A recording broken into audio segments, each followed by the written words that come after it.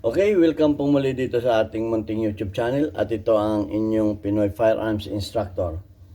At bago ako bumati at magpasalamat ay gusto ko lang munang basahin ang katanungan ni Romel Carmen. Ang sabi ni Romel Carmen ay tinatanong niya, ano ang pwedeng baril para sa home defense at bakit?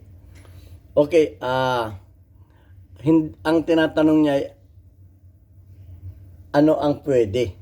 Hindi yun ano ang maganda, iba yun. Para sa home defense. Okay, so ang sasagot dyan ay batas. So babasa tayo ng mga batas tungkol dyan kung ano mga pwedeng baril na pang home defense. Okay, na para sa mga sibilyan, ibig niya sabihin. At bago natin yan sagutin ay gusto ko lang kayong pasalamatan sa inyong patuloy na pag-share ng ating mga videos at sa pag-like at lalo tigit yung mga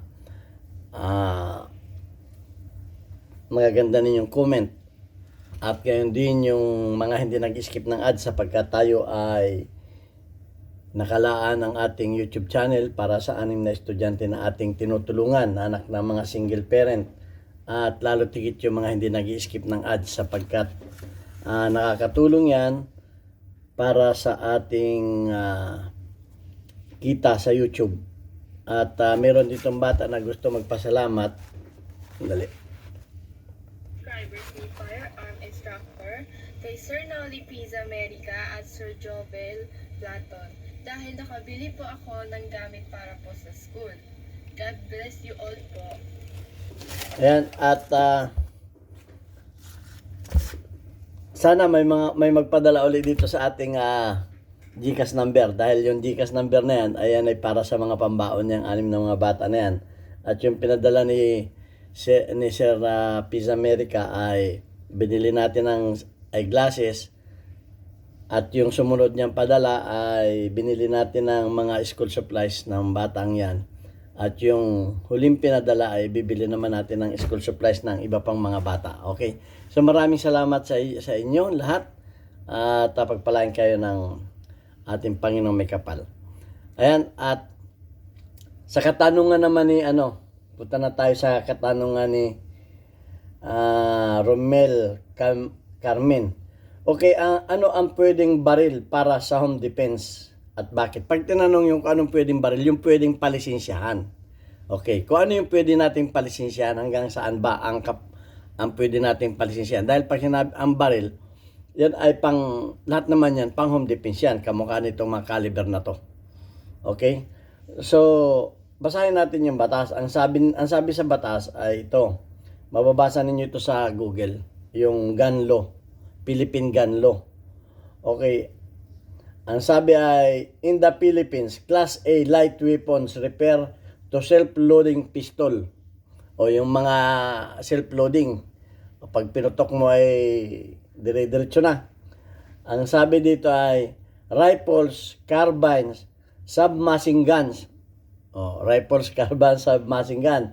Assault rifles, kamukha nitong mga ganito. Yan, ito mga ganito. Ito mga assault rifles, mga AK-47 nakalagay diyan. Assault rifles and light machine gun not exceeded 7.62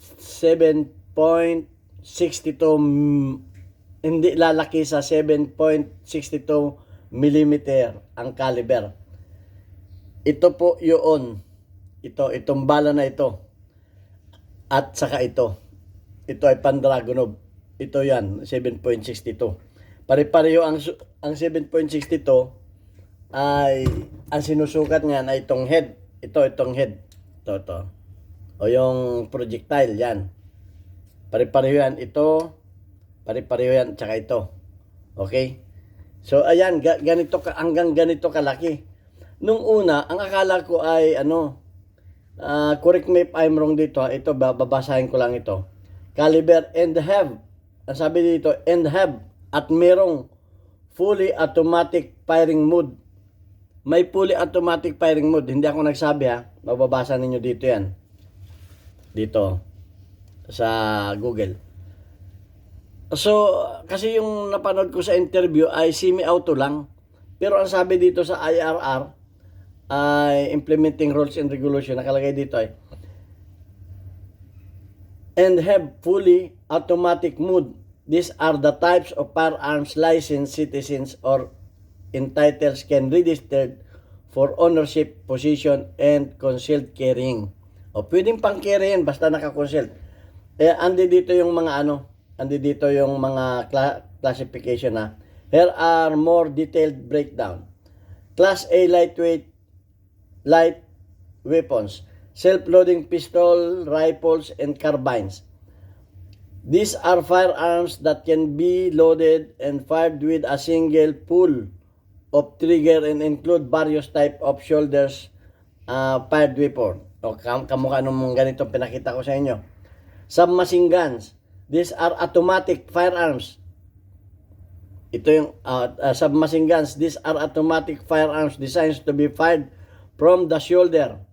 Okay? Or hip. And typically chambered pistol cartridge. Yan, nakalagay dyan ha. These are automatic firearms designed to be fired shoulder. Ito pa. Assault rifle. Sa assault rifles, ang sabi, these are automatic or semi-automatic rifles. Automatic or semi-automatic. Nakalagay dyan ha. Rifles that can use intermediate cartridges. So, automatic at saka semi-automatic. So, nakalagay dyan. Light machine guns. These are light automatic firearms that can be used to provide sustained automatic fire and are often mounted on a bipod or tripod o yung may mga paa. Naka-bipod o naka-bipod. So, yan ang mga classification ng mga pwede. Fully automatic mode. Nakalagay dito. This weapon must have fully automatic firing mode. Legal implication. Registration. Only Class A light weapons are allowed to be registered by licensed individuals and entitled for ownership, possession, and concealed carrying. Okay. So, may mga penalties din. Alamin natin yung mga penalties. Unlawful acquiring or possessing 3 or more Pag 3 na at higit pa, a light weapons can lead to penalties ranging from reclusion temporar or reclusion perpetua according to suppressors. So, pwede hanggang 2. Pag 3 or more, makakasuhan na. Pwedeng maano ng reclusion perpetua. Pwede makapaghabang buhay. Hamak mo pa yung 2, tatatluhin mo pa. So yan hanggang yan ang nakalagay sa batas. Okay. Ito yan ha, ito. Itong mga ito, given na to. Itong 22, 7.65 na na pistol, ito pang pistol to. Itong 9mm, itong 40 caliber, pwede yan, mga handgun yan. Itong 45 handgun yan. At saka itong 38, 357, Magnum 44, 22 Hornet. Sumunod na dyan yung mga 223 Armalite. Yan, ito na. At saka ito na ang pinakang last na po pwede. 7.62. So yan ang po pwede na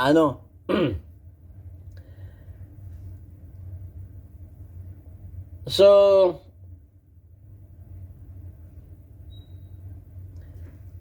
kung ang tanong sa atin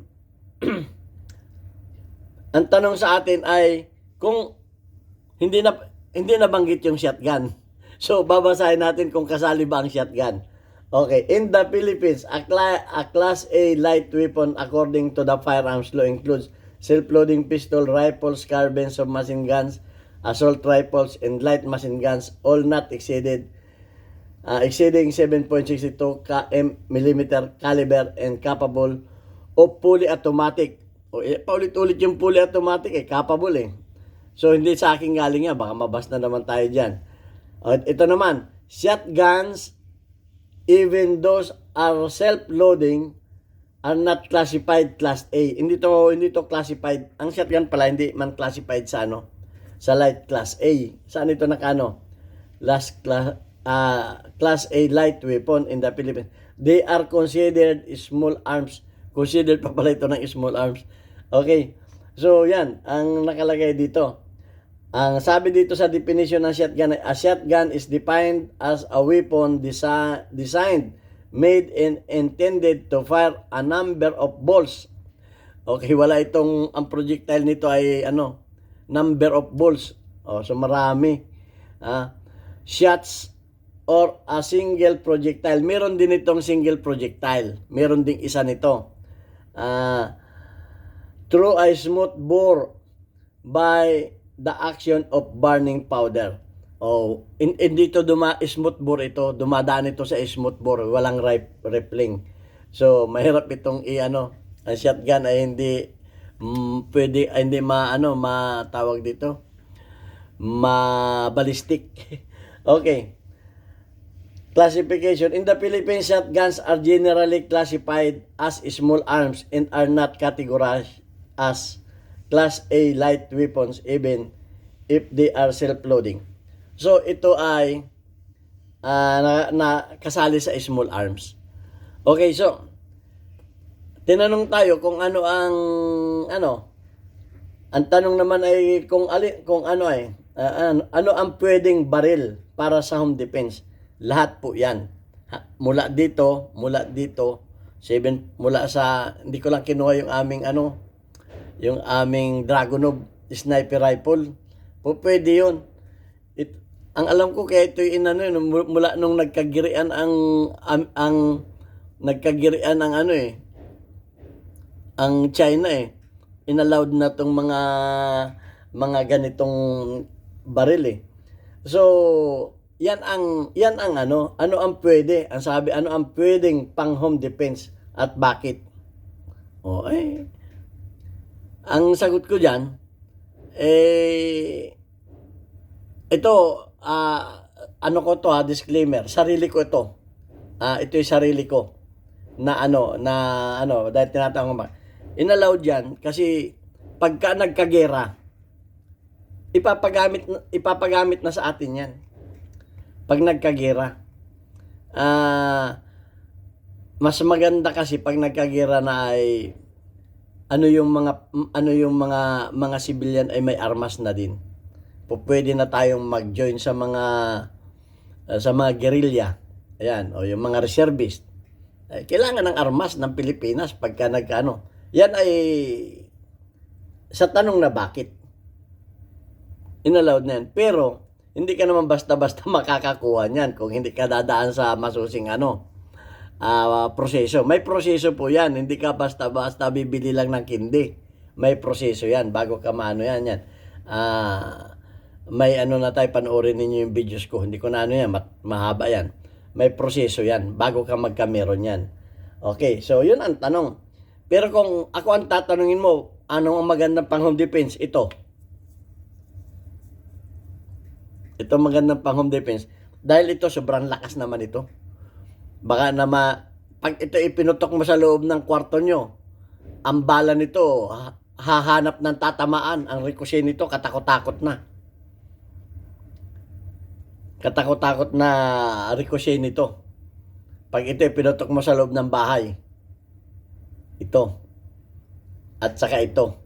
Itong mga Class A light weapon na ito. Kaya maganda ito sa labas ng bahay.